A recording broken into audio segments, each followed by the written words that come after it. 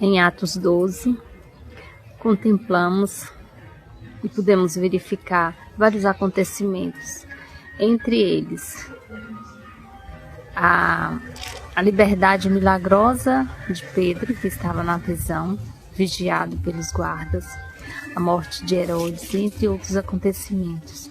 Hoje no 13 nós iremos meditar a missão de Paulo e Barnabé em Antioquia, num local onde havia profetas, mestres da lei. E não foi fácil a vida deles, porque eles tiveram perseguições, eles tiveram divisões entre o povo judeu, porque o povo judeu nunca queria aceitar o cristianismo a partir da Boa Nova, após a ressurreição de Cristo. Então eles sempre se achavam os mestres, os servos de Deus, entre aspas. Aquele povo religioso, aonde mataram Jesus e mataram alguns dos apóstolos e iam continuar perseguindo a igreja de Cristo. O foco deles era a lei de Moisés, sendo que a lei de Moisés foi criada tudo em prol de Jesus, tudo em prol da salvação, tudo em prol do Filho de Deus, mas eles nunca aceitaram. Um povo de cabeça dura, e isso perpassou de gerações e gerações e chegou a nós, e hoje nós também nos deparamos com um povo de cabeça dura, um povo difícil de lidar, um povo que escuta a verdade, mas não aceita, um povo que ouve a verdade, mas não obedece, um povo que até conhece a palavra de Deus, mas não obedece, não a pratica, e de nada adianta, de nada adianta. Hoje eu vi um pôster de um embaixador de Israel falando que aqueles países do Oriente Médio estavam livres do terrorismo.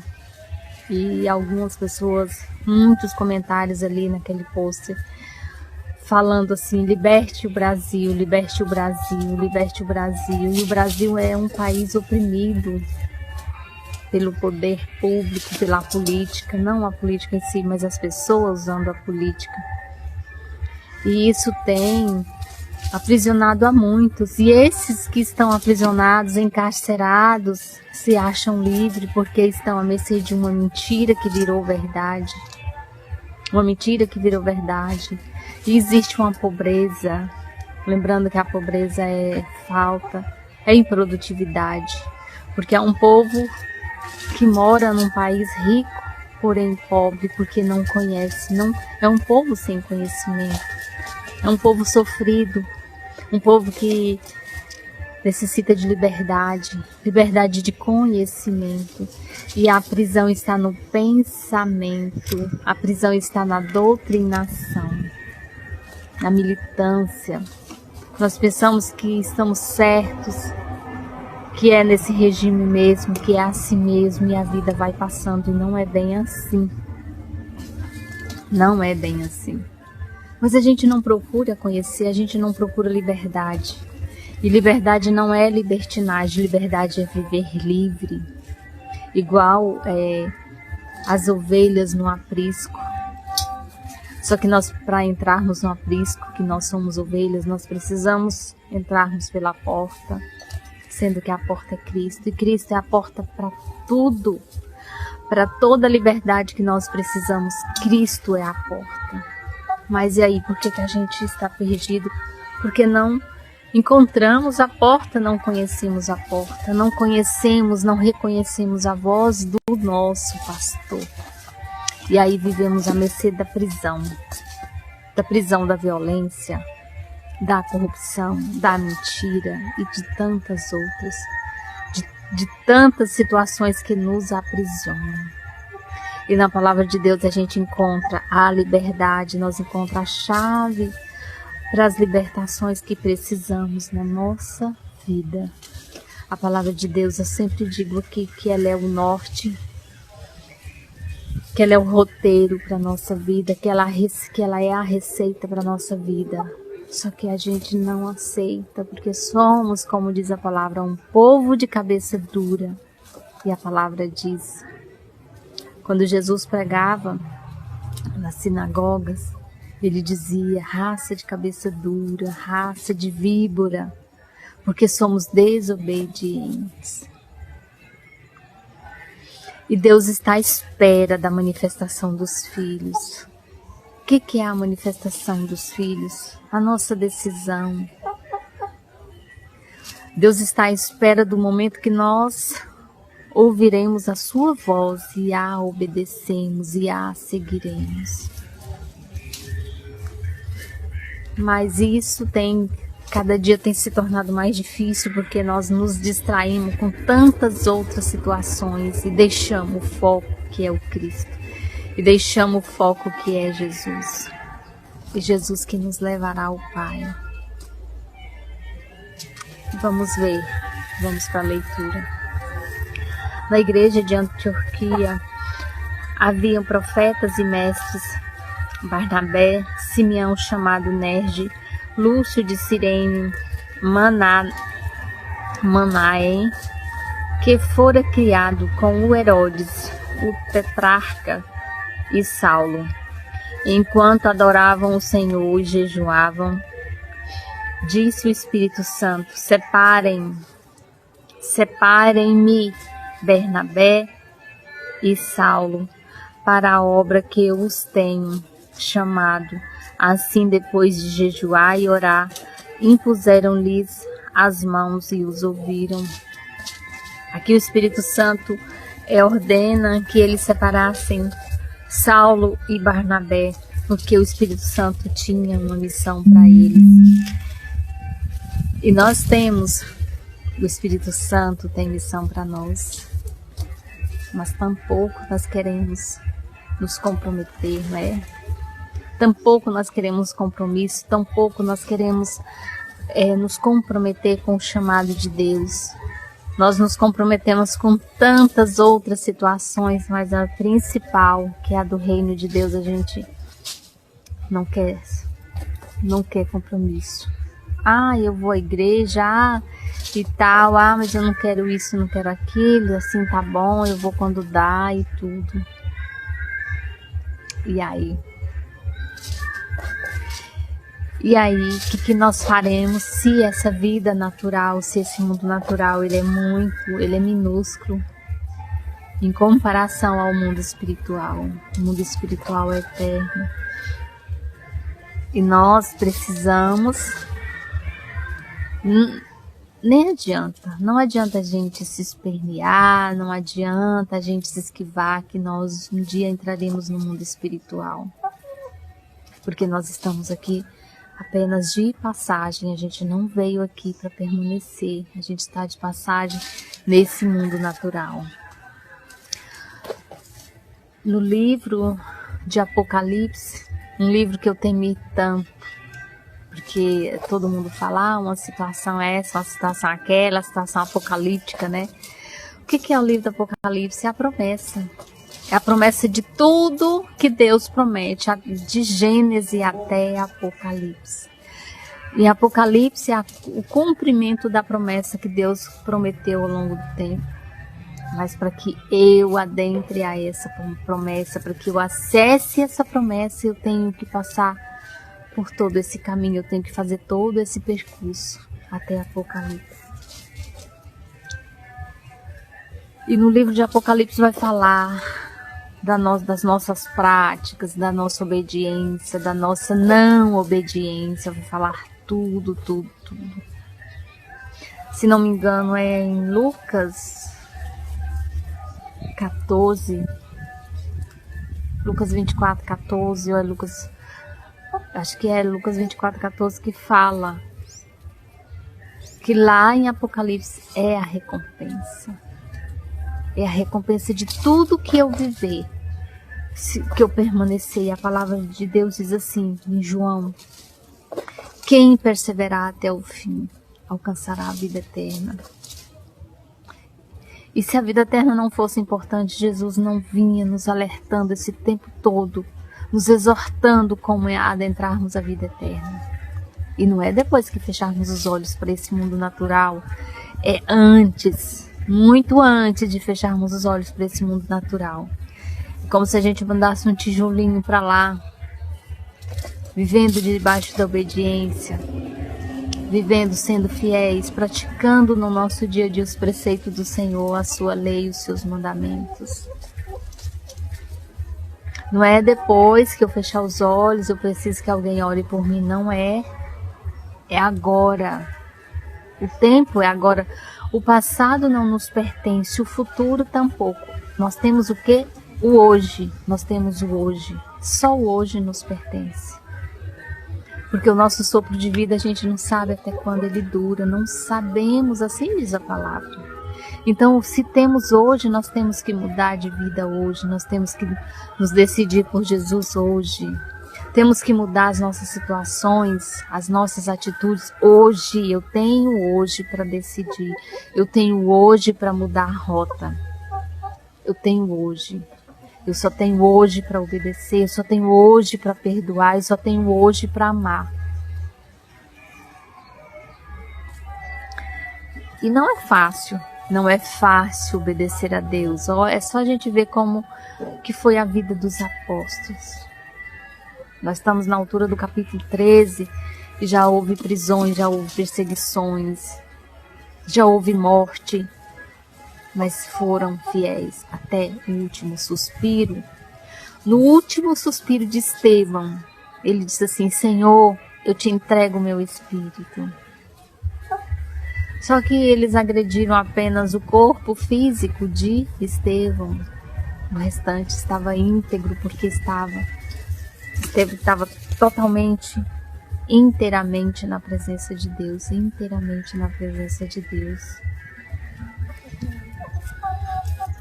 E aqui é o chamado para a missão de Saulo e Barnabé.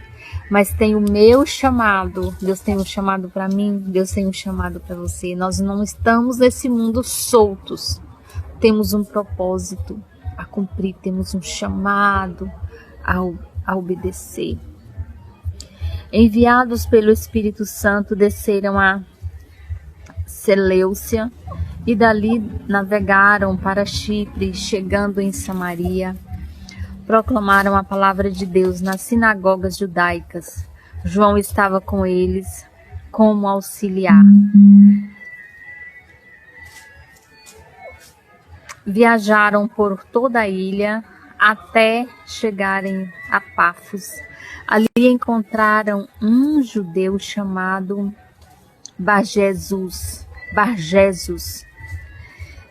que praticava magia e era falso profeta. Ele era assessor do procônsul Sérgio Paulo. O procônsul, sendo homem culto, mandou chamar Barnabé e Saulo, porque queria ouvir a palavra de Deus. Mas Elimas, o mágico, esse é o significado do seu nome, opôs-se a eles e tentava desviar da fé o procônsul. Então Saulo, também chamado Paulo, cheio do Espírito Santo, olhou firmemente para Elimas e disse: o filho do diabo e inimigo de tudo que é justo. Filho do diabo e inimigo de tudo que é justo. Você está cheio de toda espécie de engano e maldade.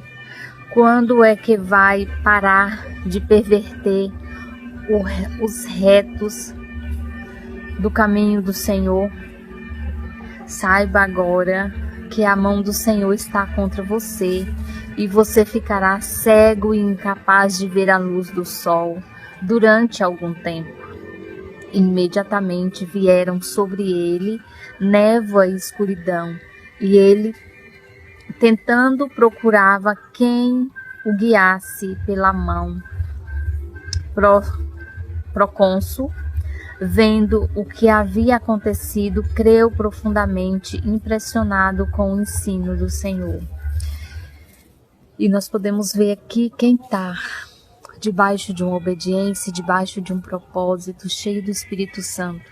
Paulo ordenou para aquele mágico falso, para aquele falso profeta que tentava atrapalhar aqueles que queriam e tinham sede da palavra de Deus, que queriam acreditar, que queriam se converter ao Senhor.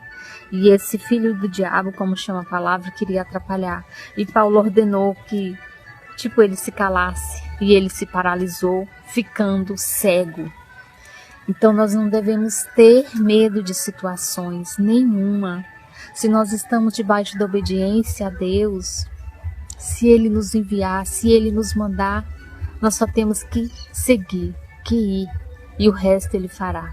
Porque a mensagem não é nossa, a mensagem é dele, e Ele nos capacita com o seu Espírito Santo. Aqui, com Saulo, foi a prova. De Pafos, Paulo e seus companheiros navegaram para Perge, na Panfilha. João os deixou ali e voltou para Jerusalém. De Perge prosseguiram até Antioquia da Pisídia. No sábado entraram nas sinagogas e se assentaram. Depois da leitura da lei e dos profetas, os chefes da sinagoga lhes mandaram dizer: irmãos, se vocês têm uma mensagem de encorajamento para o povo, falem. Então, assim, naquela época já havia necessidade do encorajamento. Quem está cheio do Espírito Santo precisa encorajar os que não estão. E se naquela época já havia essa necessidade, vejam só hoje. O mundo carece de uma mensagem de paz, de confiança.